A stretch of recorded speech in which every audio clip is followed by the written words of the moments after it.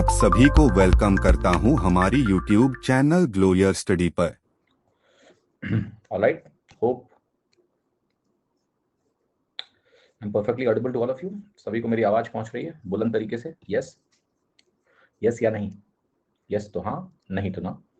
ठीक है। Good afternoon. So new timing. Lunch करके कितने लोग आए हैं? कितने लोगों ने लंच नहीं किया? हमको बीच में भूख लग जाएगी, वो बता दें पहले से। सो ऑनलाइन क्लास है, यू कैन ईट। मुझे नहीं दिखेगा तो you can just eat if you feel hungry. ठीक है, because when people are hungry तो कुछ कहाँ होता है फिर, you know.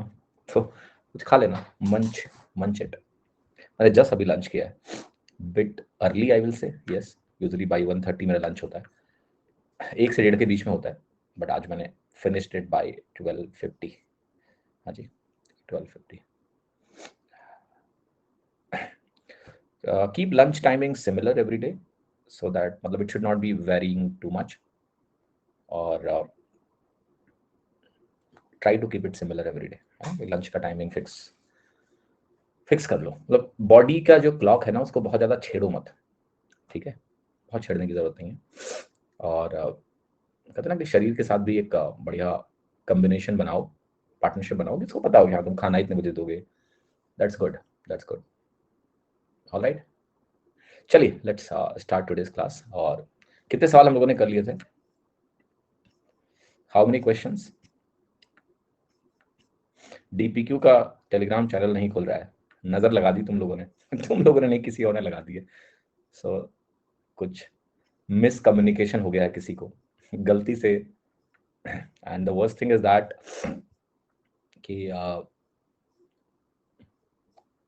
it's not accessible. I think we should be given a chance to reply first if somebody does anything. ठीक है, it should not be taken away, channel should not be taken away ना, you should ask us first. But anyway, हम लोग तगड़ा जवाब देंगे इस चीज का। चैनल वापस आएगा, give us some time, right?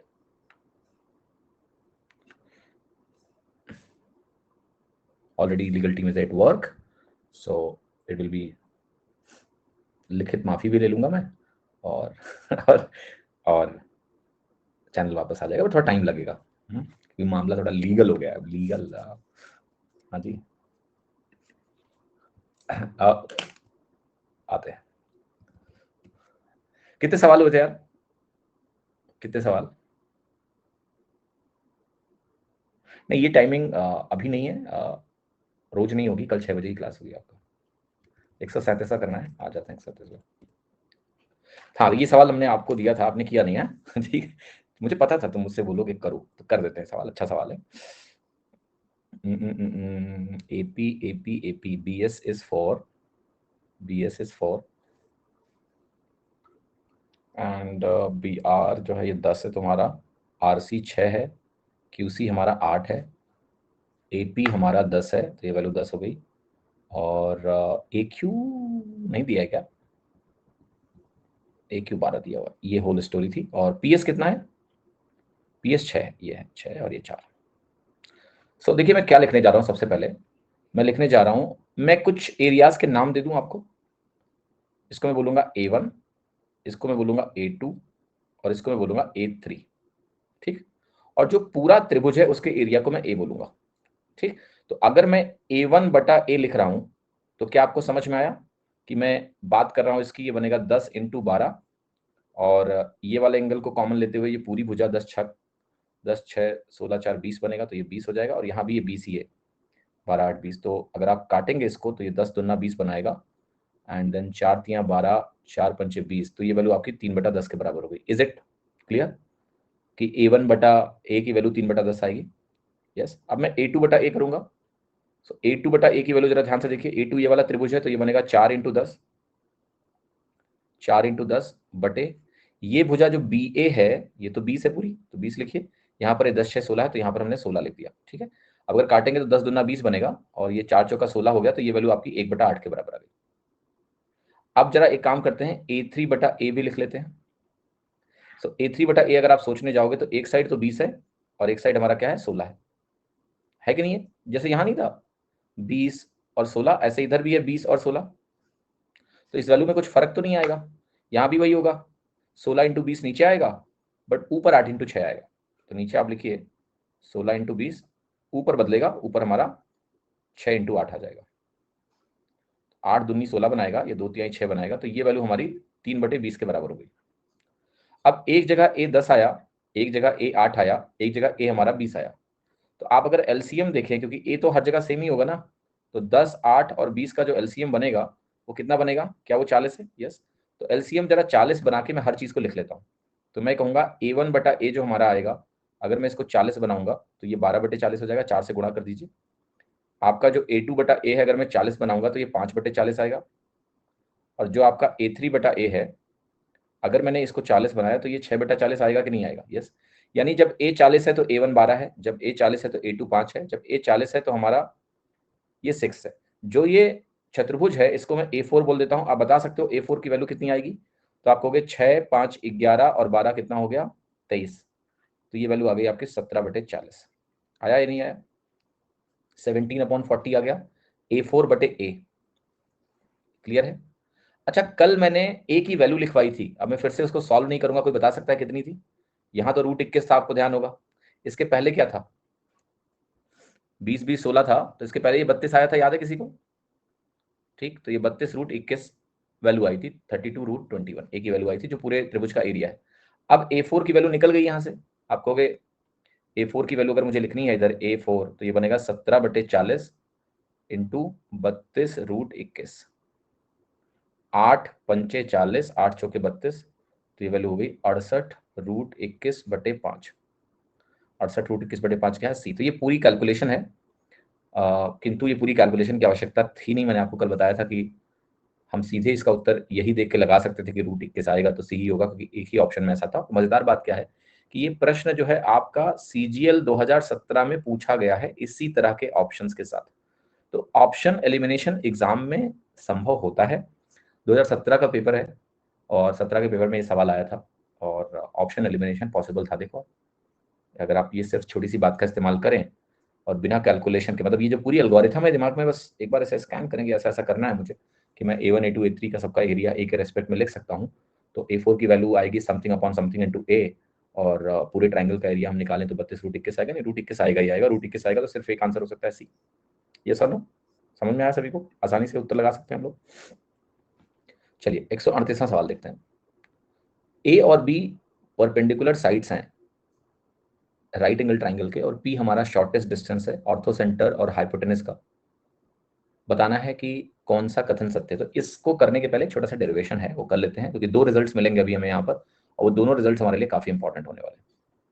तो हमने कहा कि देखो हमारे पास एक राइट एंगल ट्राइंगल है, समकोण त्रिभुज है, और इस समकोण त्रिभुज में लेट्स से मैंने कहा कि ये हमारा पी परपेंडिकुलर है, और पी नहीं बोलते हैं इसको, ए बोलते हैं, इसको बी बोलते हैं।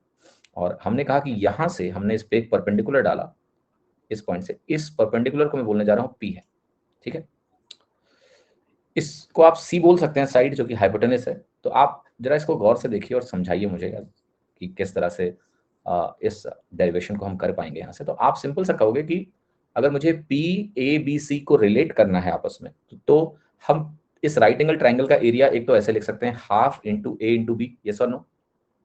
और इस राइट एंगल का ट्राइंगल का एरिया हम ऐसे भी लिख सकते हैं, हाफ इंटू सी इंटू पी, क्योंकि अगर मैं सी को बेस मान लूं तो इस वर्टेक्स से परपेंडिकुलर डिस्टेंस पी है, तो ये हाफ इंटू सी इंटू पी बना। हाफ से हाफ कट गया, यहाँ जो P की वैल्यू आ रही है वो क्या आ रही है? AB अपॉन सी आ रही है, जहां AB क्या है? Product of perpendicular sides, C क्या है? हाइपोटेनस है। तो आप इस भाषा में इसको लिखिए कि ये हमारा है product of perpendicular sides divided by hypotenuse. ठीक, तो ये आपको ध्यान रखना है कि अगर मुझे कभी ABC दिया हो तो हम ये वैल्यू आराम से निकाल सकते हैं। अच्छा, C हमारा AB पे डिपेंडेंट होता है, तो हम इसको ऐसा भी लिख सकते हैं, AB upon √A² plus B², yes और नो? लिख सकते हैं कि नहीं लिख सकते हैं? AB upon A² plus B², yes. तो ये वैल्यू आपकी P की वैल्यू यहाँ सॉल्व होकर आ गई। इसी चीज को अगर मैं थोड़ा सा और एक्सटेंड करें तो क्या करेंगे? स्क्वायर करेंगे दोनों साइड को, तो ये बनेगा P² is equal to A² B² upon A² plus B²। Now what we can do, इसको क्रॉस मल्टीप्लाई करके ऐसा लिखते हैं, A square plus B square upon A square B square. मैं दोनों साइड को रिवर्स कर दे रहा हूँ, आप ऐसे भी सोच सकते हैं। तो ये वैल्यू बनेगी आपकी 1 upon A square plus 1 upon B square is equal to 1 upon P square. सारे टर्म्स बस ध्यान रखिएगा कि 1 अपॉन ए स्क्वायर और 1 अपॉन बी स्क्वायर का मतलब जो परपेंडिकुलर साइड्स हैं उनके स्क्वायर्स का रेसिप्रोकल का सम किया हमने, और ये 1 अपॉन पी के होल स्क्वायर के बराबर आ गया। तो उसी रिजल्ट को दो तरीके से हम लिख सकते हैं, एक तरीका ऊपर है, एक तरीका ये है। राइट, समझ में आ रहा है सभी को? यस। तो ये दोनों रिजल्ट महत्वपूर्ण है, एग्जाम में इनका खूब इस्तेमाल होता है। तो ये तो तीन फॉर्म्स आपके सामने मैंने लिखे हैं, तीनों फॉर्म्स को आपको जानने की आवश्यकता है, अगला सवाल इसी पे बेस्ड है। ठीक है, तो ये फॉर्मूले ध्यान होने चाहिए, कभी ये पी निकालना हो, ए और बी दिया हो मुझे तो कैसे निकलेगा ये ध्यान होना चाहिए कि फटाक से कैसे लिख सकते हैं। और ये इसका प्रूफ था, एक लाइन का प्रूफ है। आते हैं, अब ये सवाल पढ़ो क्या कह रहा है कि ए और बी हमारे परपेंडिकुलर साइड्स हैं राइट एंगल ट्राइंगल के, और पी हमारा शॉर्टेस्ट डिस्टेंस है ऑर्थो सेंटर और हाइपोटेनस के बीच का। तो बताना है हमें कौन सा कथन इसमें सत्य होगा। तो क्या वही केस है? अब जो ऑर्थो सेंटर शब्द यूज किया है इससे घबराना नहीं, क्योंकि राइट एंगल ट्राइंगल में, समकोण त्रिभुज में, ये 90 डिग्री वाला जो शीर्ष होता है यही तो ऑर्थो सेंटर होता है। अब ऑर्थो सेंटर से हाइपोटेनस का शॉर्टेस्ट डिस्टेंस क्या होगा?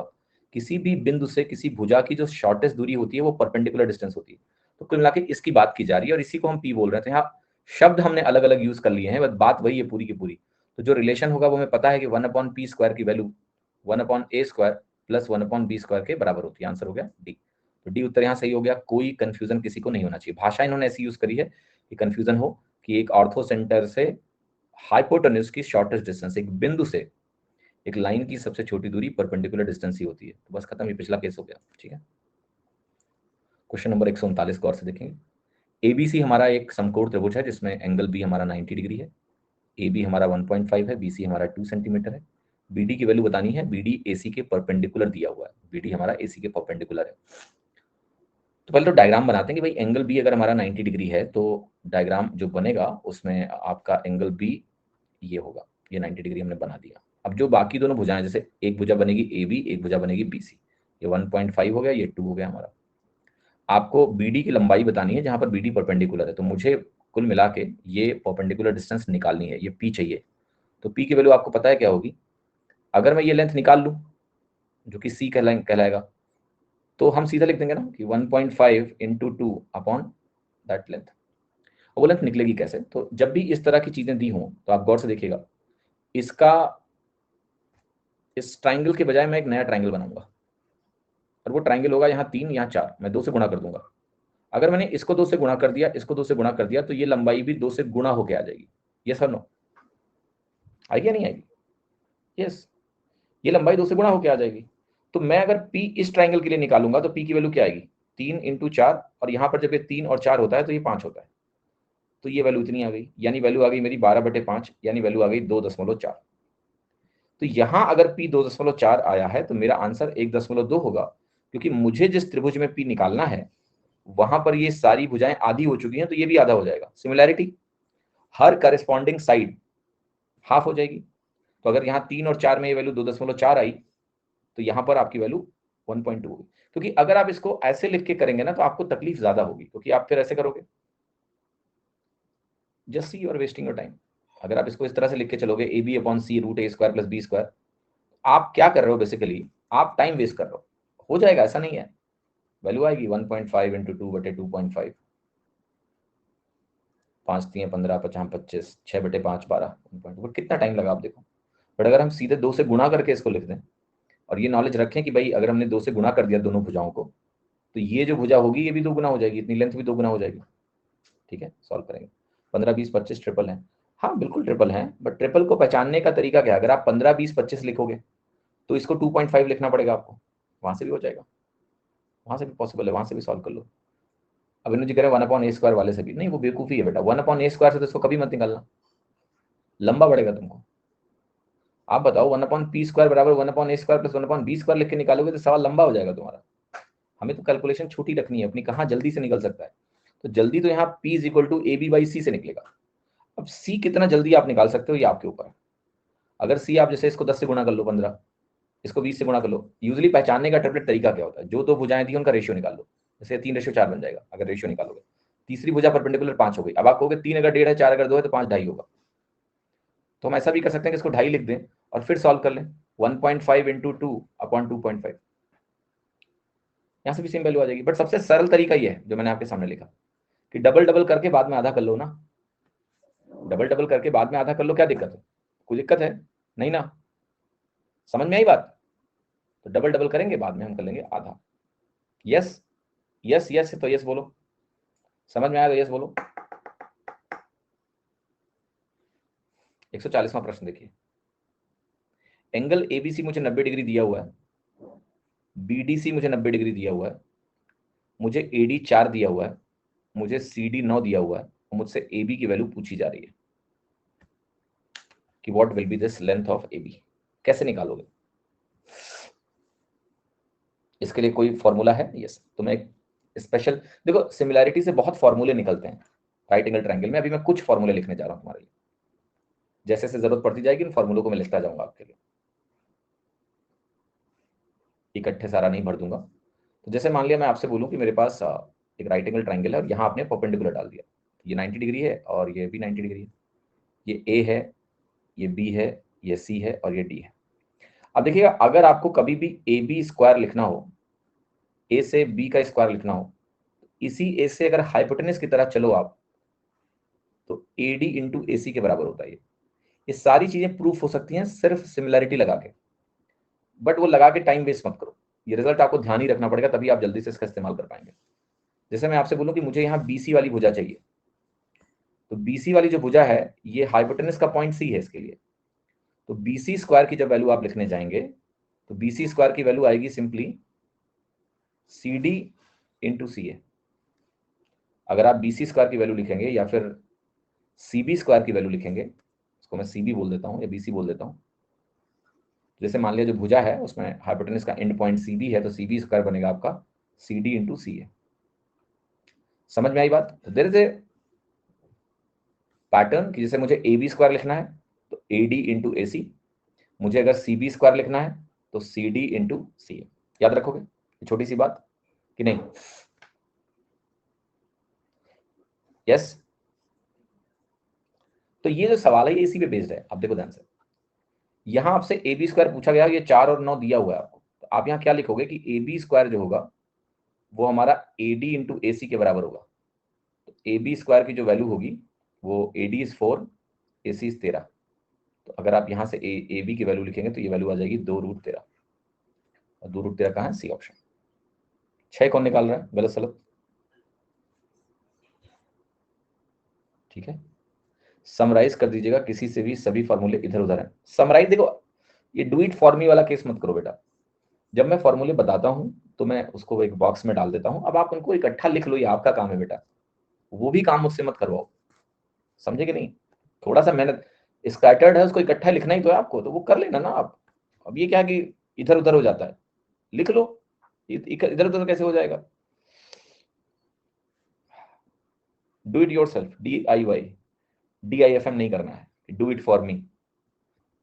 ठीक है, 141वां सवाल देखिए।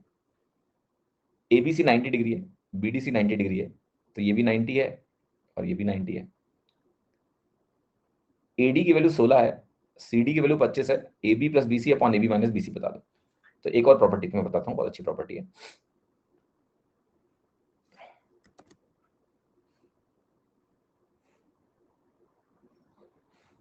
देखो, अगर ये 90 डिग्री है और यहां से भी मैंने एक परपेंडिकुलर डाला और ये भी 90 डिग्री है, दोनों 90 डिग्री हो गए। अगर ये भुजा ए और बी है तो इन दोनों का जो अनुपात होता है यहाँ, ए स्क्वायर अनुपात बी स्क्वायर होता है। सर प्रॉपर्टी पहले बता दिया कीजिए। कब पहले? मतलब सुबह फोन करके बता दूं आपको? बेटा ये 10वीं की गणित नहीं पढ़ रहे हो आप। सवाल जैसे ही आ रहा है मैं उसकी प्रॉपर्टी लिखवा रहा हूं आपको। This is the best way to learn. सपने में आके बता दिया करो रात को।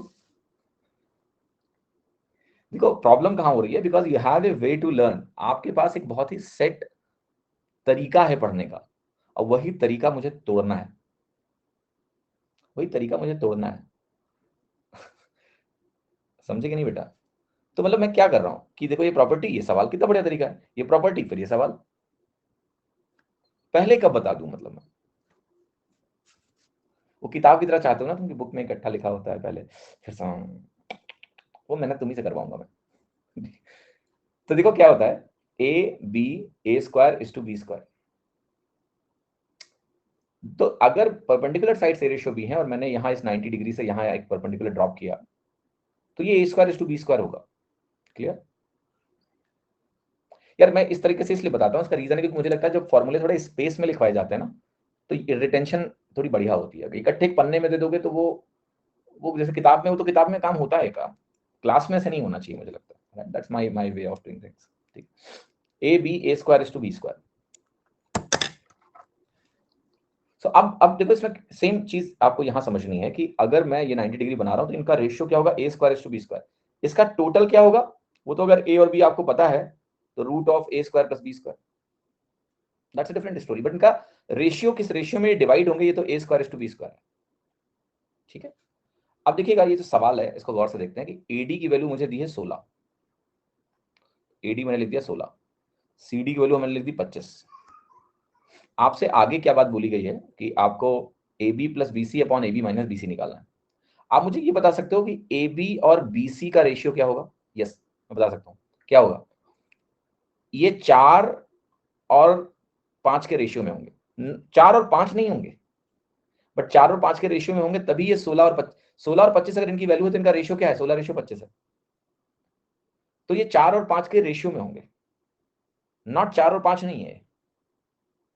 बट इतने से ही मेरा उत्तर आ जाएगा क्योंकि जो मुझसे पूछा गया उसको हम कंपोनेंडो एंड डिविडेंडो लगा के देख सकते हैं। A B plus B C upon A B minus B C, तो वैल्यू आ जाएगी 4 माइनस 5, 4 प्लस 5 9 बटे minus 1 which is minus 9। This is not 4 and 5, this is 4 ratio 5। आप पूछ सकते हो कि सर क्या इसकी वैल्यू हम ए बी और बी सी की निकाल सकते हैं? निकाल सकते हैं। इसको आप 4x मानिए, इसको 5x मानिए, और ये वैल्यू टोटल कितनी है, 41 है। ये एब्सोल्यूट वैल्यू है, रेशियो नहीं है ये।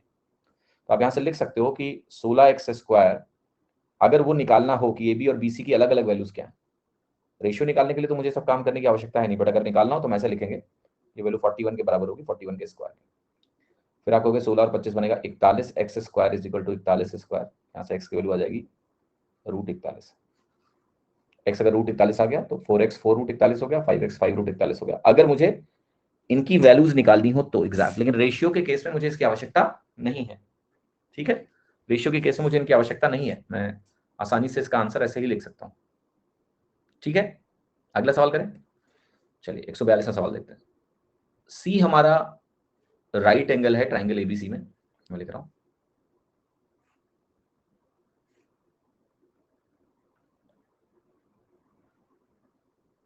सी डी हमारा ए बी के परपेंडिकुलर है, तो जाहिर सी बात है ये ए होगा ये बी होगा। तो अब हमें बात करनी है सी बी की। सी डी हमारा ए बी के परपेंडिकुलर है। सी डी की लंबाई मुझे 5 दी है, बी सी मुझे 9 दिया है, मुझे ए सी की लंबाई चाहिए। ये तो बहुत आसानी से आप निकाल सकते हो। कैसे? आप कहोगे ये जो पी होता है ना, किसके बराबर होता है? ए बी अपॉन सी के बराबर होता है। तो अगर आप इसको x मानेंगे तो यहां पर आप क्या करो ना, वो प्रॉपर्टी यूज कर लो जो 1 upon A square plus 1 upon B square आप पढ़ते हो कि 1 अपॉन पी स्क्वायर के बराबर होता है। ये फॉर्मूला यहां बहुत सुटेबल है आपके लिए। ए स्क्वायर हमें निकालना है, बी स्क्वायर में पता है 9 81 है, और 1 अपॉन पी स्क्वायर हमारा 25 के बराबर है। तो 1 अपॉन ए स्क्वायर की वैल्यू अगर मैं लिखूं तो 1/25 माइनस 1/81 है। यहां से ये बनेगा 25 इंटू 81, एलसीएम होगा, और यहां बनेगा 81 minus 25। So 1 upon A square की वैल्यू जो है ये तो 25 इंटू 81 है, 56 बनेगा। क्लियर है? जस्सी की यहां कुछ कट सकता है क्या? Any cancellation is possible because हमें एसी की लंबाई निकालनी चाहिए और अप्रॉक्स वैल्यू चाहिए, तो इंटीजर में ऐसे आंसर नहीं आएगा, थोड़ा कटन पटन करना पड़ेगा हमें, तब जाके हमें आंसर मिलेगा। तो एनीवे मैं ए स्क्वायर अगर लिखूं तो ये बनेगा 25 इंटू 81/56। ए की वैल्यू अगर मैं लिखूं तो ऊपर तो क्लियर है 5 इंटू 9 हो गया, नीचे का मामला थोड़ा इंटरेस्टिंग है। ये 7 से 8 के बीच में आएगा। 56 जो वैल्यू है इसका स्क्वायर रूट किसके आसपास होगी बताओ? 56, 64 तो 8 होता है, 75 का स्क्वायर क्या होता है? 56 25, तो ये वैल्यू लगभग 7.5 के आसपास है, नॉट 7 नॉट 8, बीच में कहीं 7.5, क्योंकि 75 का स्क्वायर कितना होता है 5625, तो 7.5। तो अब आप यहां पर देख सकते हैं कि ये 5 से बनेगा, आप देखो 5 से 15 बचे 75, 1.5, 15 छक्का 90, आंसर 6 के करीब आ गया, 6 सेंटीमीटर आपका आंसर। ठीक है, तो थोड़ा कैलकुलेटिव सवाल लग रहा था, बट अगर आप सही तरीके से कैलकुलेट करोगे, जैसे मैंने यहाँ 56 का स्क्वायर रूट कितनी सरलता से निकाला है वो आपको देखना पड़ेगा कि I just thought about 75, because 7 से 8 के बीच में, मतलब 7.5 के आसपास है या नहीं है वही चेक करना था मुझे, तो मैंने 75 का स्क्वायर देखा, वो 5 का स्क्वायर 25, 7 8 5625 होता है, तो उसी के करीब हुआ 7.5, अप्रॉक्स वैल्यू निकालनी 7.5 रख दो, 6 आ गया आंसर।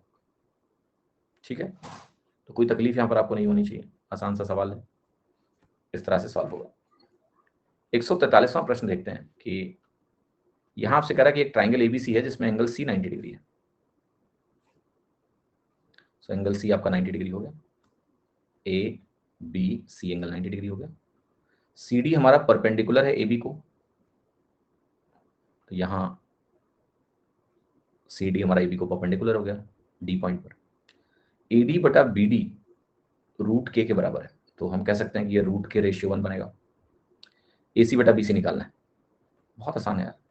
ए सी बटा बी सी आपको पता है कि जब यहाँ लेट से मैंने इसको ए और बी बोला, तो आपको ये पता है कि मुझे अगर ए डी बटा बी डी की बात की जा रही है, ए डी बटा बी डी,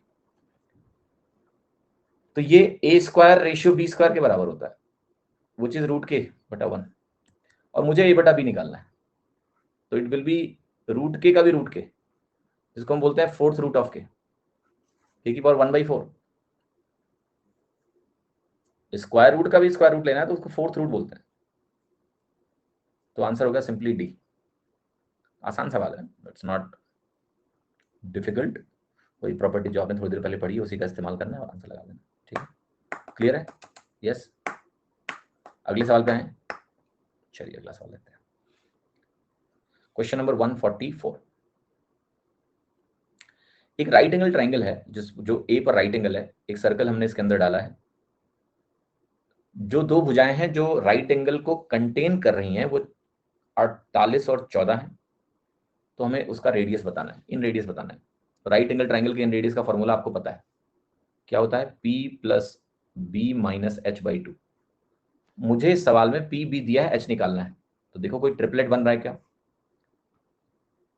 यहां पर ये आपको दिया है 48 14।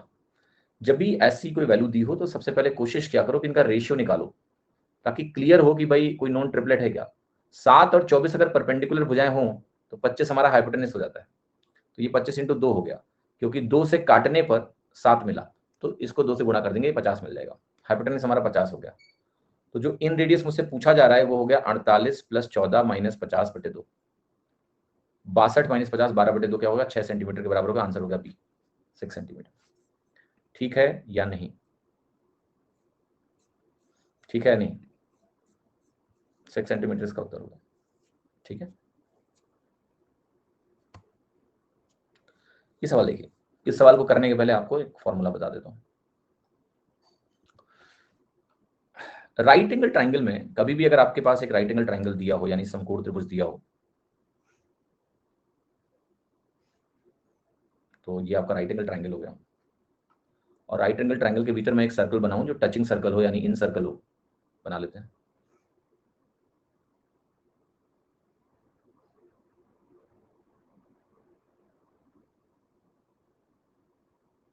ठीक है,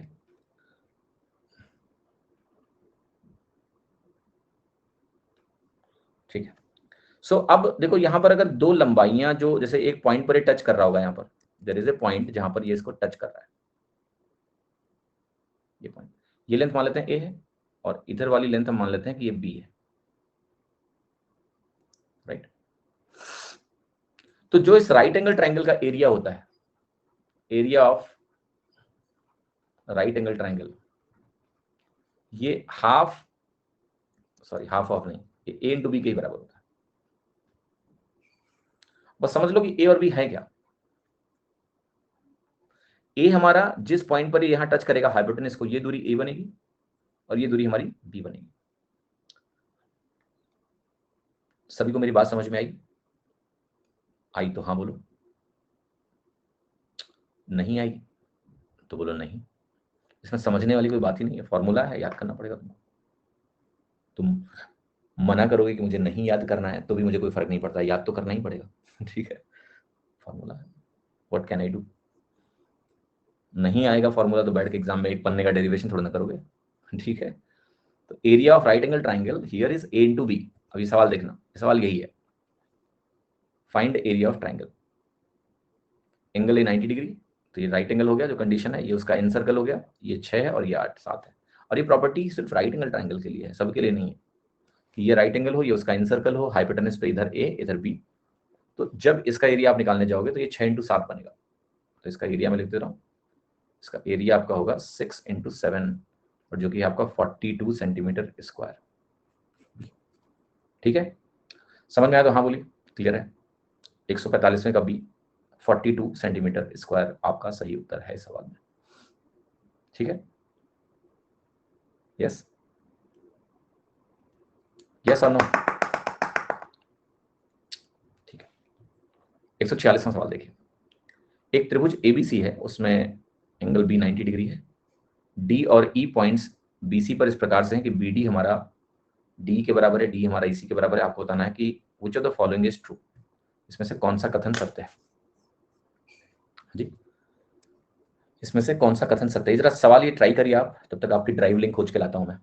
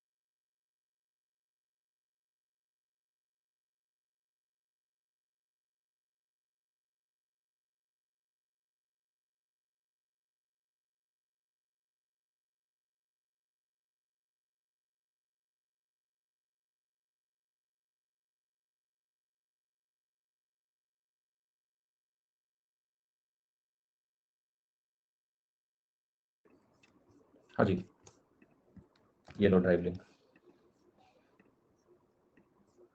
इस लिंक में अभी ज्योमेट्री की 2 पीडीएफ हैं, बाकी जो अपडेट सेक्शन में नहीं आई थी उनको यहाँ डलवा देंगे। ठीक, क्लिक करो, डाउनलोड करो, चलो। एनीवे,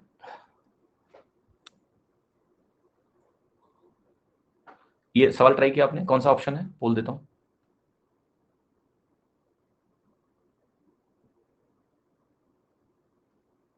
क्या आंसर है इसका।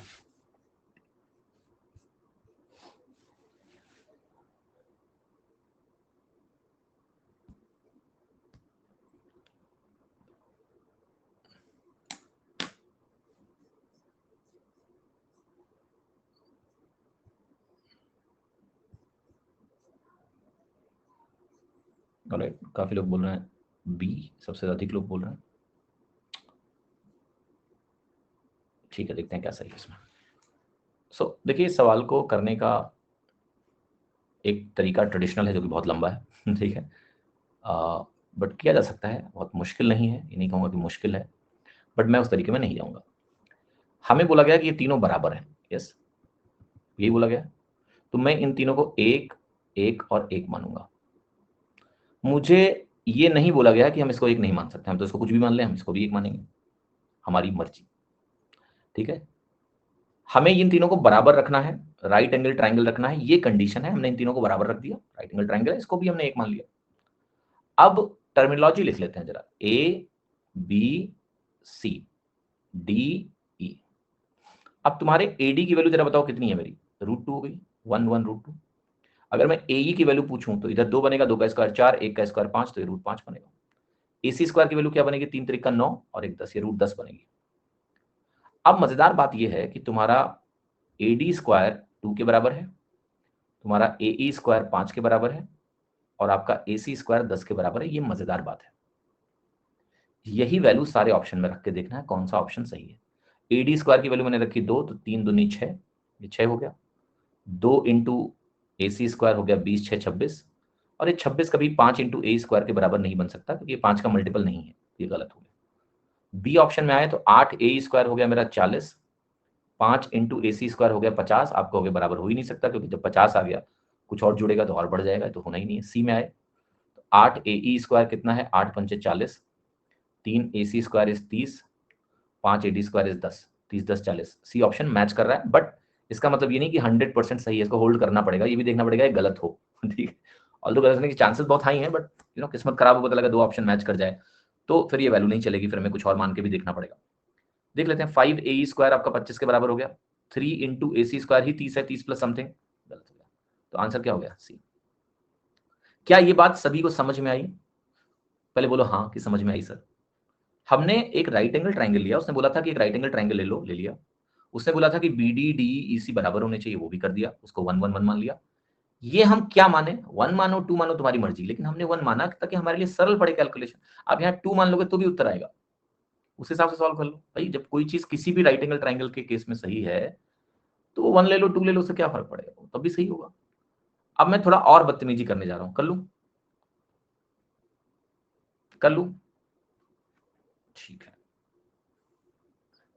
मैंने क्या किया यहां पर देखो, A और B पॉइंट को इकट्ठा कर दिया, मतलब इसको 1 नहीं मान रहा हूं मैं, 0 मान रहा हूं। AB को इकट्ठा कर दिया, D यहीं रहेगा, E यहीं रहेगा, C यहीं रहेगा। तो जरा देखो मेरे साथ और बताओ, AC की वैल्यू क्या हो गई 3, AD की वैल्यू क्या हो गई 1, और एक टर्म है AE, A की वैल्यू क्या हो गई 2। जरा देखिएगा कि कौन सा ऑप्शन अब सही हो रहा है। आप कहोगे पहले ऑप्शन में 3 त्रिका 9, 3 12, 5 A स्क्वायर के बराबर नहीं है। आप कहोगे 8 चौके 32, A स्क्वायर 4 बनेगा, 8 चौके 32, ये 5 9 45 है, ये भी सही हो ही नहीं सकता। ठीक है भाई, AE स्क्वायर का 8 गुना किया आपने, मतलब इक्वल नहीं हुआ। सी में आओगे तो 8 चौके 32, ये 3 9 27, 5 32 के बराबर हो गया। डी में आओगे तो आप कहोगे 5 इंटू AE स्क्वायर, तो 5 इंटू ए स्क्वायर इज 5 चौके 20, और ये हो गया 3 9 27, ये भी बराबर नहीं होना है, तो आंसर क्या बनेगा, सी ही बनेगा। तो ये भी कर सकते हैं, ये भी कर सकते हैं, दोनों चलेगा, राइट।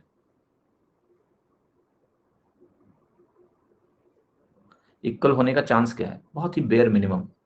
देखो अगेन, जब भी आप कोई वैल्यू रख रहे हो, ठीक है, तो दो ऑप्शंस के सेम होने का चांस तो है ही है भाई, two options can be same.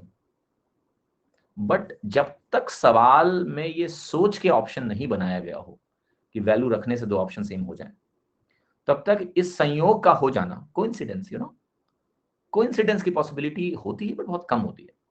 Considering कि एग्जाम में देखो ऑप्शन इस हिसाब से नहीं बनाए जाते हैं। ये सवाल का ऑप्शन आप खुद सोचिए, जब कोई बना रहा होगा ये सवाल, तो उसको एक करेक्ट टर्म पता है कि ये करेक्ट है, वो इनके कॉफिशिएंट्स को बदल के 3 और ऑप्शन बनाएगा। इस बात का चांस कि कोई और ऑप्शन इक्वल हो जाए, उसके चांसेस बहुत कम होते हैं, क्योंकि सेम ही वेरिएबल्स में सिर्फ कॉफिशिएंट्स इंटरचेंज किए जा रहे हैं। और जब आप कॉफिशिएंट्स इंटरचेंज कर दोगे सेम वेरिएबल में, it is very less chance that two options will equal, until कि भाई तुम्हारी किस्मत ही खराब हो कि वो ऐसा कॉफिशिएंट ही चुन ले रैंडमली जो बराबर हो जाए। तो होना है तो रैंडमली होगा, और रैंडमली होने के चांसेस बहुत कम है। इसलिए इन सवालों में वैल्यू पुटिंग बहुत आराम से काम करती है, मजेदार तरीके से काम करती है। बैंक एग्जाम में मैथ SSC के लेवल की होती है क्या सर? गब्बर जी, ये सवाल आप मुझसे मत पूछिए, गूगल करिए, बैंक का एक पेपर देखिए, समझ में आ जाएगा आपको। गूगल, ठीक है। आप वहीं जिसको मैंने यूट्यूब पे ब्लॉक कर दिया था, क्यों बता रहे हो ये बात? ठीक है, क्यों बता रहे हो आप मुझे? क्या चाहते हो कि यहां भी कुछ ऐसा हो आपके साथ? हाँ, ये सब बातें याद मत दिलाया करो। 147वां सवाल देखिए। ट्राइंगल ABC में BD AC के परपेंडिकुलर है, ए डी पॉइंट पर,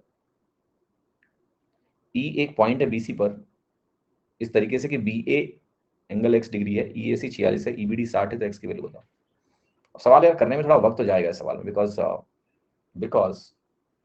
बिकॉज डायग्राम बनाना पड़ेगा, राइट। हाँ जी, बीडी हमारा एसी के परपेंडिकुलर है, एबीसी में बीडी एसी के परपेंडिकुलर है। ट्रायंगल एबीसी के बारे में कुछ नहीं बोला है ना, ठीक है। तो कुल मिला के कहानी ये है कि ये हमारा ए है, बी है, सी है, और बीडी हमारा एसी के परपेंडिकुलर है। तो हमें कुछ ऐसा बनाना है, बीडी हमारा एसी के परपेंडिकुलर हो जाए, हो गया। अब कह रहा है ई हमारा पॉइंट बीसी पर है, तो ई पॉइंट हम बीसी पे ले लेते हैं, ऐसे ई पॉइंट हमने बीसी पे ले लिया यहाँ पर। और बी ई ए एंगल, ये एंगल हमारा एक्स डिग्री है, एक्स लिख दिया यहाँ पर। एक ई ए सी एंगल की बात की जा रही है, ये वाला एंगल, और ये वाला एंगल 46 डिग्री बोल दिया गया, अच्छी बात है। एक ईबीडी एंगल है, तो ये एंगल 60 डिग्री है। मुझसे एक्स की वैल्यू पूछी जा रही है। सवाल बहुत आसान है। अगर आपको ये एक्स चाहिए तो ये एंगल अगर मिल जाए तो तीनों का सम 180 कर देंगे, और ये एंगल मिल गया है क्योंकि ये अगर 46 है, ये 90 है, तो ये भी 90 है। ये कितना होगा? 44 डिग्री। तो ये 44 हो गया। अब x की वैल्यू क्या हो गई? 180 में आप 60 और 44 का टोटल घटा दीजिए, यानी 104 घटा दीजिए, यानी 176 डिग्री हो गया। तो ये सवाल देखिए बहुत सरल है, लेकिन डायग्राम बनाने का जो समय है वो जाएगा आपका, है ना। लेकिन अगर आपने डायग्राम सही से ड्रॉ कर लिया तो सवाल में कोई दम नहीं है। तो इस सवाल में मेनली क्या है, डायग्राम ड्रॉ करने का टाइम है, क्योंकि डायग्राम दिया नहीं गया है, ओरली लिख दिया गया है कि आप वो पढ़ो और डायग्राम बनाओ और बना के इसको सॉल्व करो। तो उतना टाइम आपको इस सवाल में देना पड़ेगा। ठीक है, समझ में आया सभी को? अगला सवाल करें। yes. सवाल नंबर देखिए 148, बहुत अच्छा सवाल है। कह रहा है ट्रायंगल एबीसी है, एंगल सी 90 डिग्री है, एम और एन मिड पॉइंट है ए बी और ए सी के। आपको बताना है कि सी एम और बी एन अगर डी पर काटते हैं, बी डी सी 90 डिग्री है, बी सी 8 सेंटीमीटर है, तो आपको ये बताना है कि बी एन की लंबाई कितनी है। डायग्राम बनाना पड़ेगा। सबसे पहले तो सी एंगल 90 डिग्री बनाते हैं। तो सी अगर 90 डिग्री आपका बनेगा तो ये हमारा सी होगा, और ये हमारा ए होगा, और ये हमारा बी होगा, कुछ इस तरह से। आगे कह रहा है कि एम हमारा ए बी का मिड पॉइंट है, तो ये एम हो गया, और एम ए बी का मिड पॉइंट हो गया, और एन हमारा ए सी का मिड पॉइंट हो गया, एन हमारा ए सी का मिड पॉइंट हो गया, ये भी बना दिया। अब क्या कर रहा है कि भैया जो सी एम है और जो बी एन है, ये 90 डिग्री पे इंटरसेक्ट कर रहे हैं। तो ये और ये जब बनाओगे तुम, तो इनका इंटरसेक्शन मुझे 90 डिग्री पे कराना है, और ये पॉइंट हमारा डी है। वही एंगल बोल रहा है बी डी सी 90 डिग्री, तो बन गया। बी सी की वैल्यू हमारी 8 है, हमें बी एन की लंबाई बतानी है। तो ऐसा प्रश्न हम लोग कर चुके हैं, अगर आपको ध्यान हो तो। ठीक है, बस वहां पर एक नीचे वाली भुजा दी थी, डायग्राम वही है। ये डायग्राम अगर ऐसे उल्टा ऐसे घुमा दूं ना मैं, ठीक है, तो वही डायग्राम बन जाएगा। अगर इस डायग्राम को मैं सीधा बस ऐसे बना दूं, तुमको याद आ जाएगा कि अच्छा अच्छा सर ये तो वही है। इस डायग्राम को मैं ऐसे रोटेट कर दूं बस, ठीक है, दैट्स इट। मैं इसको ऐसे घुमा के खड़ा कर रहा हूँ, बस ऐसे घुमा दे रहा हूँ। ए पॉइंट ऊपर चला जाएगा, सी पॉइंट यहाँ आ जाएगा, और बी पॉइंट यहाँ धरातल पे आ जाएगा। और इस बीसी की वैल्यू आपको 8 दी हुई है, दी हुई है कि नहीं दी हुई है? सी से हमारा ये सी एम बनेगा, और बी से हमारा ये बी एन बनेगा। If you remember then we have done this question. ऐसा डायग्राम था, ठीक है। वहां पर बी 90 डिग्री था, सी 90 डिग्री, तो पूरी कहानी उल्टी उल्टी लग रही है आपको, right. But this is how it was, जो हमने सवाल किया था, जो वही सवाल है, सेम क्वेश्चन है। How to do it, let me give a quick revision, अगर आप भूल गए हैं तो। हम कह रहे थे कि इसको 2x बोलेंगे तो ये x बनेगा, तो ये भी 3x बनेगा, क्योंकि ये अगर मिड पॉइंट होता है तो ये और ये CM बराबर होते हैं, याद है। तो ये सेंट्रॉइड है, 2:1 में बांटेगा, 2x से 3x बनेगा। ये 90 डिग्री है, तो ये x है, ये 3x है, तो ये वैल्यू आपकी 2√2x है। ये अगर 2√2x है तो ये √2x है, क्योंकि इन दोनों का रेशियो भी 2:1 होगा, BD और DN का। तो मुझे जो निकालना है वो वैल्यू निकालनी है, 3√2x की वैल्यू निकालनी है, जो BN पूछा गया है। अब ये 2√2x हुआ, ये 2x हुआ, ये 90 डिग्री है, तो इसकी वैल्यू मैं लिखूंगा किसके बराबर आएगी? तो आएगी √8x² + 4x² 12x²। तो आपका जो 12x² है, इसकी वैल्यू 8² के बराबर होगी। यहाँ से x² की वैल्यू आप निकालोगे तो 64/12 बनेगा। 4 × 12 4 16 ही 16/3 हो गया। तो x की वैल्यू अगर आप निकालोगे तो 4/√3 है। x अगर 4/√3 है तो यहाँ रख देते हैं, into 4/√3। Now you look at the question, √3 इस 3 को काटेगा, √3 बनाएगा, √3 √2 से गुणा होकर √6 बनाएगा। आंसर हो गया मेरा 4√6।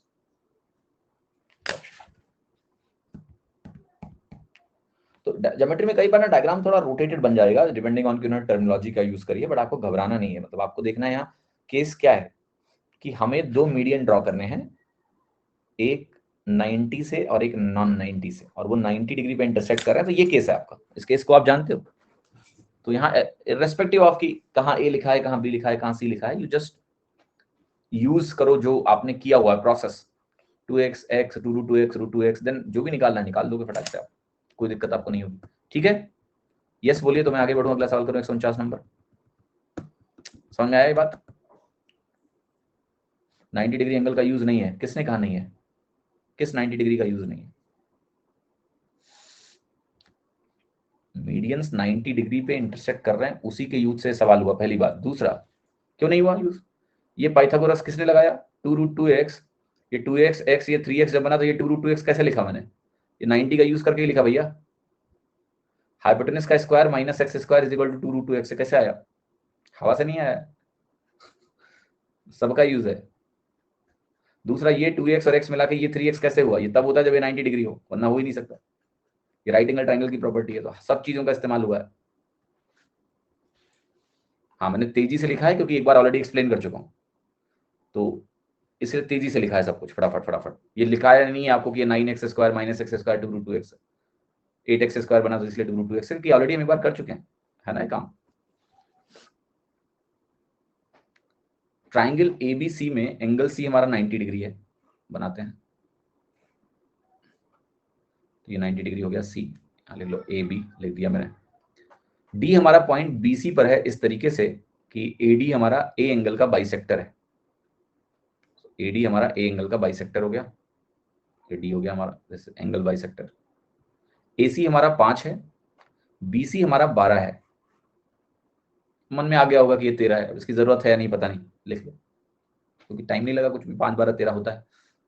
आपको एडी की लंबाई बतानी है, कैसे बताओगे एडी की लंबाई?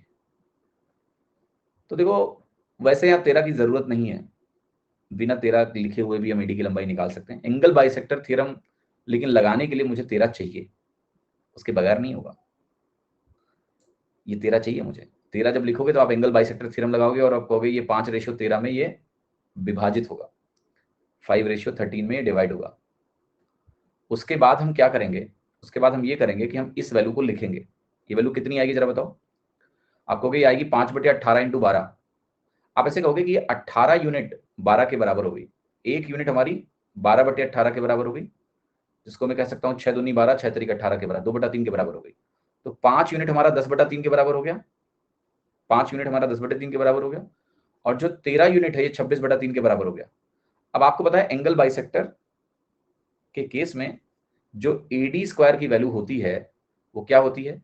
AC into A B minus C D into B D होती है। Formula, special formula, Stewart theorem इसमें कन्वर्ट हो जाता है। तो आप यहाँ से एडी स्क्वायर की वैल्यू लिखिए, तो ये बनेगा 13×5 = 65 माइनस 10 इंटू 26, ये बनेगा 260/9। 9 से इसको गुणा करेंगे 65 को, तो 9 × 6 = 54, 9 × 45 585 हो गया, माइनस 260/9। घटाएंगे इसको तो वैल्यू आ रही है 325/9। 325 25 इंटू 13 होता है, 25 का स्क्वायर रूट 5, 9 का स्क्वायर रूट 3, और यहाँ पर वैल्यू बन गई √13। एडी की वैल्यू ये आ गई, ये एडी स्क्वायर था, एडी की वैल्यू। एक और तरीका है सवाल को करने का, जब तुमने 10/3 देख लिया और ये 5 देख लिया, चूंकि ये 90 डिग्री है, मैं एडी सीधे पाइथागोरस से भी लिख सकता हूँ। ऐसा नो लिख दूं पाइथागोरस से, बट पाइथागोरस लगाते समय मैं एक विशेष काम करूंगा, और वो काम ये है कि 5 और 10/3 का पहले तो रेशियो लिखूंगा मैं, तो ये आएगा 3:2। मैं इसी का इस्तेमाल करूंगा, इसको 3 लिखूंगा, इसको 2 लिखूंगा, और ये मुझे निकालना है, ये √13 बना। फिर मैं जाऊंगा और मैं कहूंगा यार ये 3 नहीं है तो 5 है, तो 3 को 5 कैसे बनाए? आपको 5/3 से गुणा करके, तो जो √13 आया ना तुम्हारा, इसको भी 5/3 से गुणा कर दो। जो एक्चुअल ट्राइंगल है वहां ये 3 नहीं है, 5/3 है। 5/3 गुना है 5 है, तो अगर एक भुजा 5/3 गुना करूंगा तो मुझे इसको भी 5/3 गुना करना पड़ेगा, तो 5/3 इंटू √13 आ गया। लो, हो गया, ज्यादा आसान। समझ में आई बात कि नहीं? वंस यू राइट दैट 10/3, आपका एडी क्या है? उस राइट एंगल ट्राइंगल का हाइपोटेनस है। तो 5 और 10/3 का हाइपोटेनस निकाल लो तो मेरा एडी का गया। तो मैंने 5 और 10/3 का पहले साइड रेशियो निकाला, और वो 3:2 निकल गया, तो मैंने 3 और 2 लिख दिया, और 3 और 2 से मैंने एडी की वैल्यू √13 निकाल लिया। अब मैं कह रहा हूं 3 मेरा 3 नहीं है, 3 मेरा 5 है, तो कैसे मिलेगा वो? 5/3 से गुणा करने में, तो √13 भी 5/3 से गुणा होगा। आप देखो सिमिलैरिटी कितना फायदा दे रही है तुम्हारी कैलकुलेशन में। सिमिलैरिटी को तमीज से लोगों ने कभी समझा ही नहीं है। ए बी बटा पी क्यू बराबर बी सी बटा क्यू आर, वो सिमिलैरिटी सबको आती है। ये उसके यूसेज जब आप करो, वो जो मैंने आपको रावण वाला उदाहरण दिया था, छोटी टीवी बड़ी टीवी, वो ट्रू अंडरस्टैंडिंग है सिमिलैरिटी की, कि हम इस तरह से इसको यूज कर पा रहे हैं कि भाई एक लेंथ अगर 5/3 गुना है तो सारी लेंथ 5/3 गुना होगी, तो रूट तेरा 5/3 रूट तेरा बनेगा, and you can get the answer so easily. ठीक है, 150वां प्रश्न देखिए। त्रिभुज एबीसी एक आइसोसेलेस राइट एंगल ट्राइंगल है जिसमें एंगल से 90 डिग्री है। डी हमारा एक पॉइंट है एबी पर, सी डी हमारा 4√3 के बराबर है, बी डी हमारा 8 सेंटीमीटर के बराबर है। आपको एसी की वैल्यू चाहिए।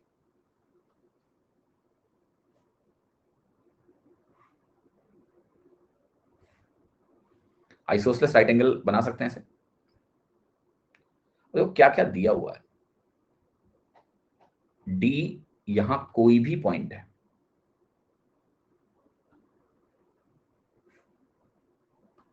राइट एंगल सी पे है। आइसोसेलेस है तो कैन आई से कि ये एक्स होगा तो ये भी एक्स होगा, can I can say that x and x. BD हमें एक 8 दिया हुआ है, ये मुझे नहीं पता, इसको मैं वाई बोल दूं। यस। अब इस सवाल को करने के दो तरीके हैं, मैं पहला तरीका डिस्कस करने जा रहा हूं अभी, फर्स्ट तरीका डिस्कस करता हूं। हाँ जी, करें तब डिस्कस कि नहीं, चलाइए।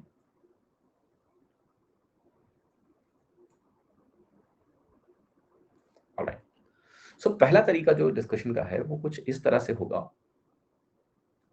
कि क्या आप यहां ये देख पा रहे हैं कि आइसोसेलेस ट्राइंगल है और सीडी हमारी कोई भी मतलब कोई भी लाइन है, I don't care. Isosceles triangle के केस में जो फॉर्मूला बनता है वो ये बनता है कि CD स्क्वायर की जो वैल्यू है, क्योंकि मुझे दी है CD की वैल्यू 4√3, सो आइसोसेलेस ट्राइंगल के केस में ये चूंकि 4√3 दिया है, जो स्टीवर्ट थ्योरम होता है वैसे कन्वर्ट हो जाता है।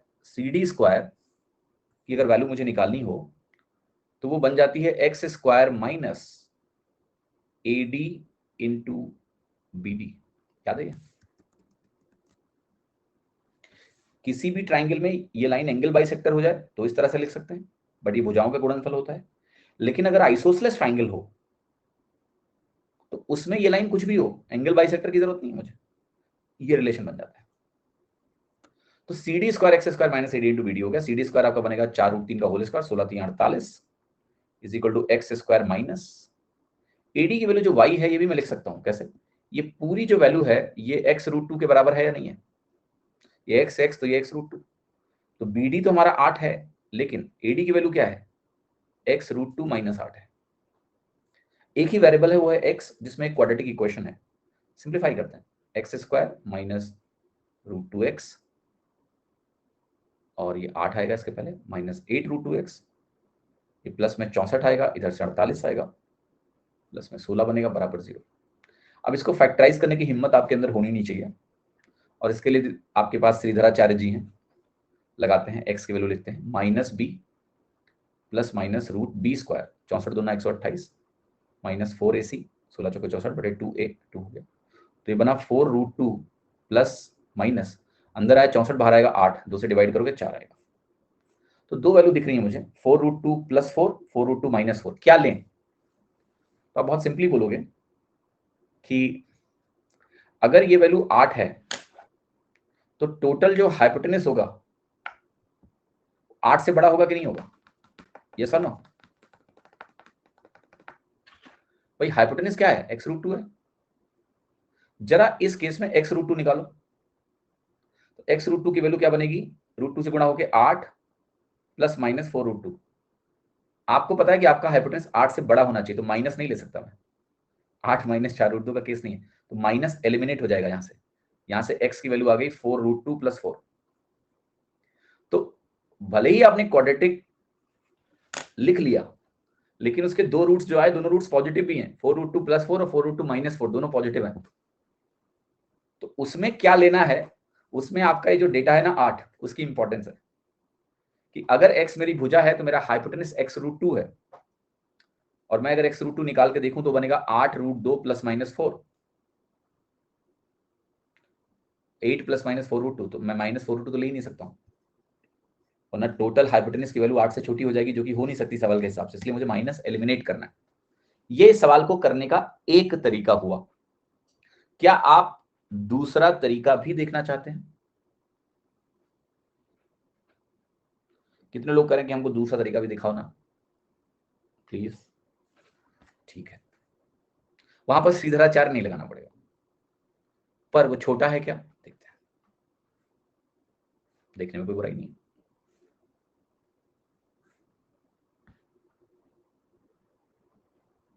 इस दूरी को y बोलो, यहाँ x 90।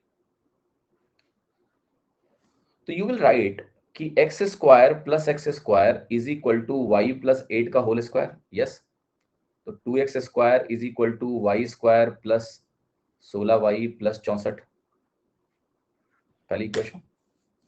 ये लिख सकते हो, पाइथागोरस लगाया हमने, वो कुछ नहीं किया। यस और नो? दूसरी इक्वेशन हम बनाएंगे सिंपली वही कि ये जो 4√3 का होल स्क्वायर है आइसोसेलेस ट्रायंगल के केस में, तो ये x square minus 8 into y के बराबर बनेगा। सो एक्स स्क्वायर माइनस 8y की वैल्यू कितनी आ रही है? 48 के बराबर आ रही है। अच्छा, यहां इस इक्वेशन में देखो 2x स्क्वायर और 16y है, यहां x स्क्वायर और 8y है, तो क्या 2x स्क्वायर माइनस 16y 96 के बराबर है या नहीं है? ये हमारी इक्वेशन नंबर 2 हो गई। तो 2x स्क्वायर और 16y इधर ले आओ, 96 के बराबर हुआ, तो 96 is equal to y square plus 64 हो गया। यहां से वाई स्क्वायर की वैल्यू कितनी आई? 32। यहां से y की वैल्यू कितनी आई? 4√2। अब क्या करेंगे? अब हम कहेंगे पूरा जो हाइपोटेनस है वो x√2 के बराबर है, और वो यहां से कितना आया? 8 प्लस 4√2 के बराबर आया। यहां से x की वैल्यू निकालनी है, √2 से डिवाइड करेंगे, 4√2 से डिवाइड होकर 4 दे देगा, और 8 मेरा √2 से डिवाइड होकर क्या दे देगा? 4√2। तो ये आंसर हो गया 4 इंटू 1 प्लस √2।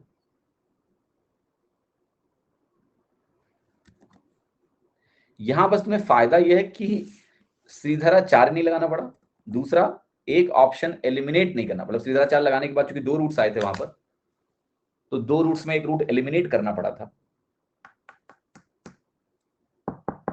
यहां पर तुम्हें वो नहीं करना पड़ा। कौन करा ये वाला मेथड ज्यादा सही है?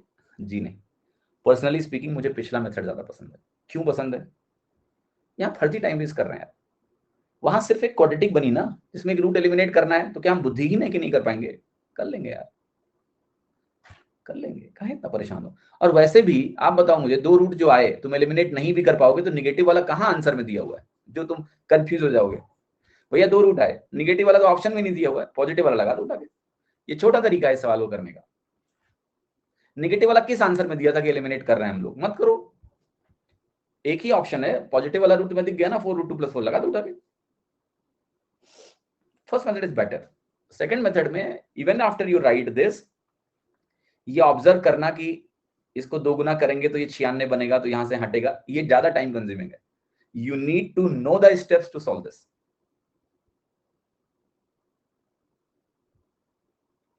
अगर डिस्क्रिमिनेंट सॉल्व नहीं हुआ तो कौन सा डिस्क्रिमिनेंट सॉल्व नहीं होगा?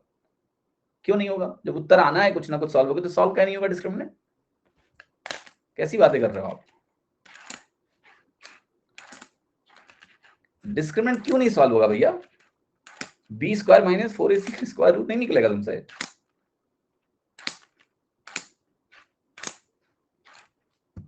फर्जी में मत घबराओ, जहां घबराना है वहीं घबराओ। सवाल देखिए, एग्जैक्ट रूट नहीं हुआ तो क्या दिक्कत है उसमें? मतलब अगर एग्जैक्ट रूट नहीं आया, वो लेट से उसके अंदर आ गया 52, तो 3√13 लिख देना, उसमें दिक्कत क्या है? आंसर भी तो उसी हिसाब से होगा ना फिर। देखो श्रीधराचार्य भी क्वेश्चन के रूट ही निकालता है, अब वो रूट जो होगा वो आ जाएगा। अगर डिस्क्रिमिनेंट परफेक्ट स्क्वायर नहीं है तो रेशनल रूट्स आएंगे, क्या दिक्कत है उसमें? समस्या क्या है उसमें? जो आना है वो आएगा। एबीसी एक आइसोसेलेस ट्रायंगल है, तो ये आइसोसेलेस ट्रायंगल हो गया। डीएसी हमारा 90 डिग्री है, तो 90 डिग्री हो गया। ए बी हमारा एसी के बराबर है, ठीक है, 3 है 5 है, सब बढ़िया है। 3 है 5 है, 90 डिग्री है, 90 डिग्री हो गया। 90 डिग्री है, 90 डिग्री हो गया। ए बी हमारा एसी के बराबर है, ठीक है, 3 है 5 है, सब बढ़िया है। 3 है 5 है, 90 डिग्री हो गया। 3 है 5 है, 90 डिग्री हो गया। CD 5 दी मुझे, AD की लंबाई तुमको बतानी है कितनी है। तुम कहोगे इसको x मान लेते हैं, इसको x मान लेते हैं। पता है तुमको आइसोसेलेस ट्राइंगल अगर है तो AD स्क्वायर की जो वैल्यू आएगी वो आएगी सिंपली x स्क्वायर माइनस 15 आएगी। दूसरा ये जो AD स्क्वायर है वो चूंकि ये राइट एंगल ट्राइंगल है, उसका एक परपेंडिकुलर साइड है, तो मैं AD स्क्वायर को ऐसे भी लिख सकता हूँ कि 25 माइनस एक्स स्क्वायर के बराबर भी होगा। ये मैंने कैसे लिखा? स्टीवर्ट थ्योरम का जनरलाइजेशन है, पता है आपको? स्टीवर्ट थ्योरम का जनरलाइजेशन है कि एक अगर आइसोसेलेस ट्राइंगल हो तो AD स्क्वायर जो होता है वो एक्स स्क्वायर माइनस 5 या 15 बन जाता है। फिर चूंकि वो राइट एंगल ट्राइंगल का हिस्सा भी है तो AD स्क्वायर की वैल्यू मैं 25 माइनस एक्स स्क्वायर भी लिख सकता हूँ, और वो वैल्यू एक्स स्क्वायर माइनस 15 के बराबर हो गई। अब यहां से 2x स्क्वायर की वैल्यू 40 हो गई, एक्स स्क्वायर की वैल्यू 20 हो गई, एक्स की वैल्यू क्या आ गई? बट x मुझे लिखना नहीं है तो मैं x लिखूंगा नहीं, मुझे AD स्क्वायर ही चाहिए, तो एक्स स्क्वायर की सीधे वैल्यू डाल दो 20, तो 20 माइनस 15 हो गया, ये AD की वैल्यू √5 आ गई, सी ऑप्शन। भाई मैं x क्यों निकालूं कि x की सिंप्लीफाइड वैल्यू क्या है, क्यों निकालूं? मुझे तो AD स्क्वायर चाहिए ना, तो एक्स स्क्वायर की वैल्यू 20 है, 20 जाके वहां रख दो, √5 आ गया आपका आंसर। ठीक है, 152वां सवाल देखिए। एक आइसोसेलेस राइट एंगल ट्राइंगल है हमारे पास,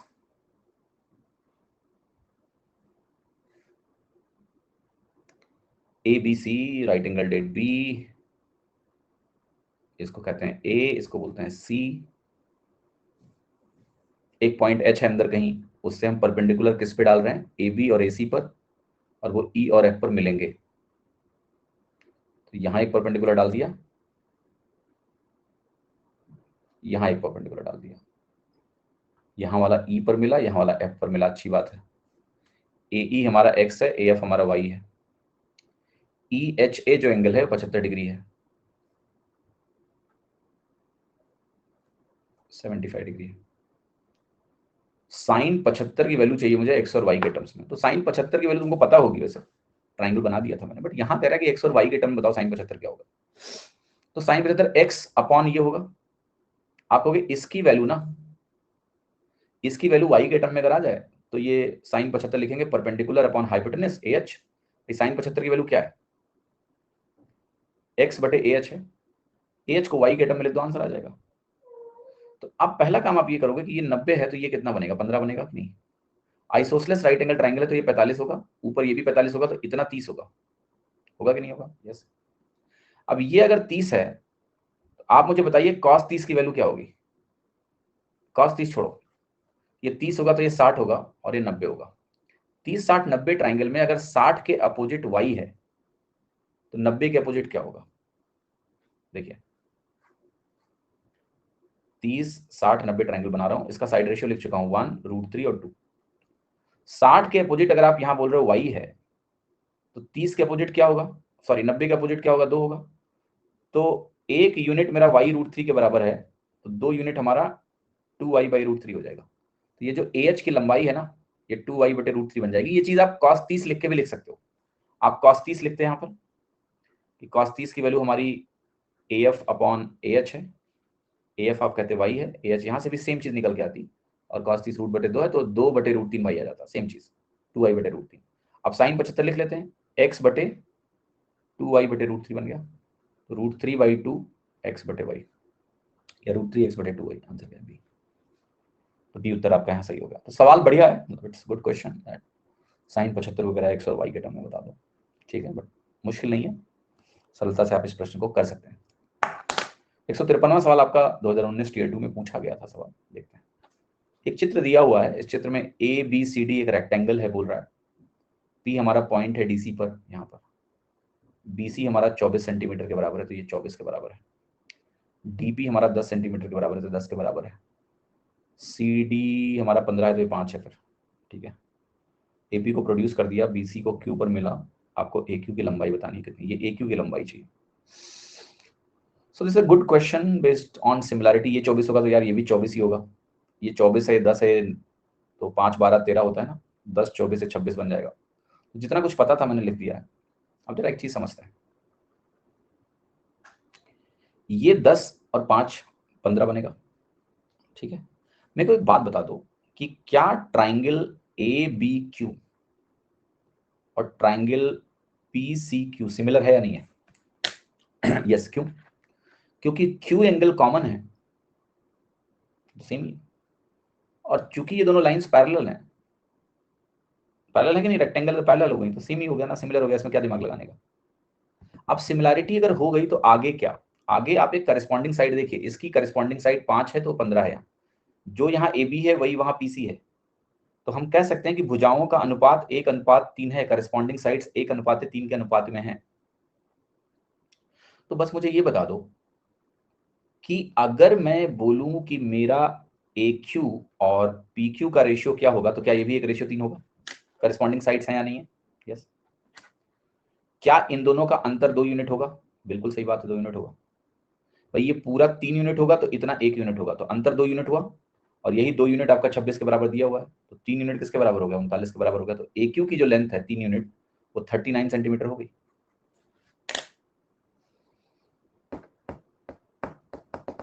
समझ में आया कि नहीं? बहुत सिंपल सवाल है, अगर आप सिमिलरिटी को सही से यूज करें तो बहुत ही सरल सवाल है, कोई मुश्किलात नहीं होगी आपको। ठीक है, बोलिए हाँ अगर समझ में आया, नहीं आया तो ना बोलिए भाई, कुछ तो बोलिए हाँ या ना।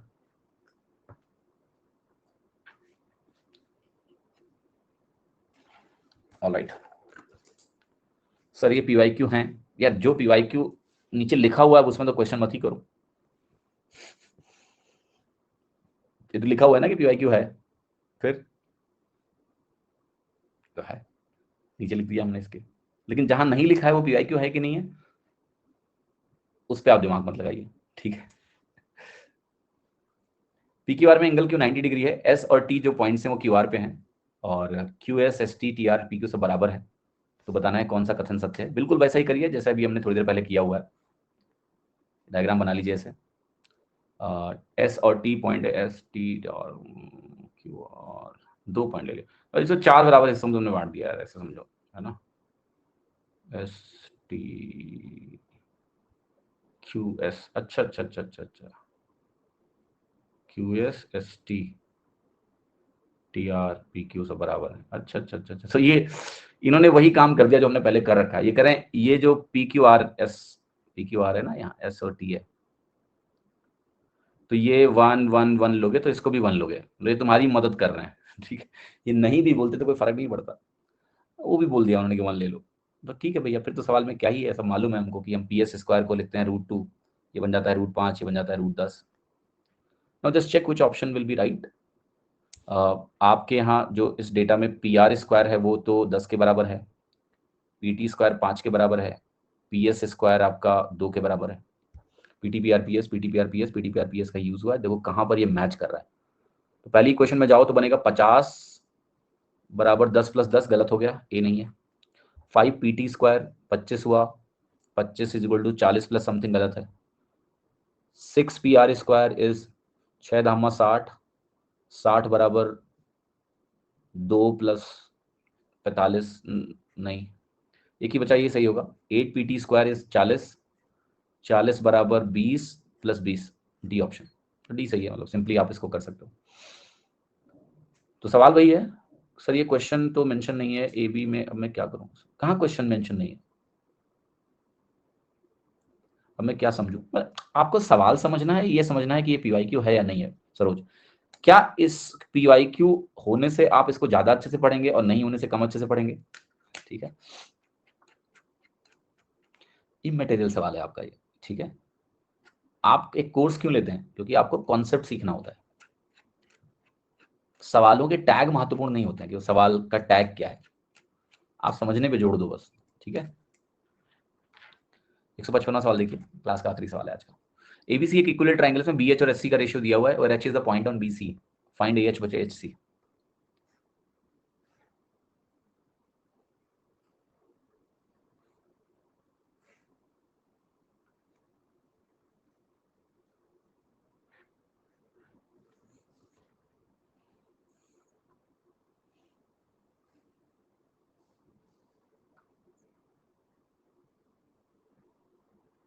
दो रेशियो 5, ठीक है।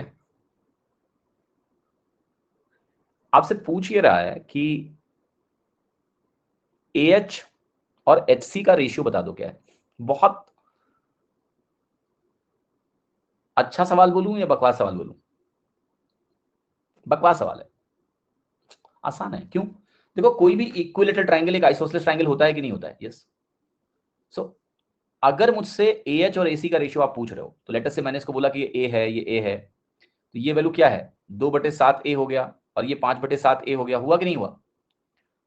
सो अब मैं यहां पर क्या लिख सकता हूं कि जो AH स्क्वायर की वैल्यू है वो A square minus 2/7A into 5/7A के बराबर है, बिकॉज जो आइसोसेलेस की प्रॉपर्टीज हैं वो इक्विलेटरल में भी लगती हैं। AH स्क्वायर की वैल्यू क्या है? A square minus 10A square बटे 49, तो ये हो गया 39A स्क्वायर बटे 49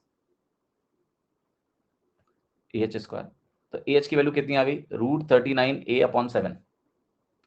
मुझे AH बटे AC चाहिए, AC की वैल्यू A ही है ना, तो AH बटे A निकालना था मुझे, ये √39/7 के बराबर हो गया। आंसर क्या है? D। So D becomes the right answer. वैसे भी इस सवाल में आप B और C ऑप्शन को ऐसे ही एलिमिनेट कर सकते थे। उसका रीजन क्या था कि AH और AC, AC भुजा है कि नहीं है? कैन यू सी दैट और नॉट? तो अंदर है और भुजा है अगर, तो अगर आप अंदर कहीं भी इसको लोगे ऐसे करके, clear, it can not be equal to this. और आपको तो दिख रहा है कि 2:5 कुछ ऐसा बना होगा, आपको बना हुआ दिख जाएगा कि छोटा ही होगा इससे।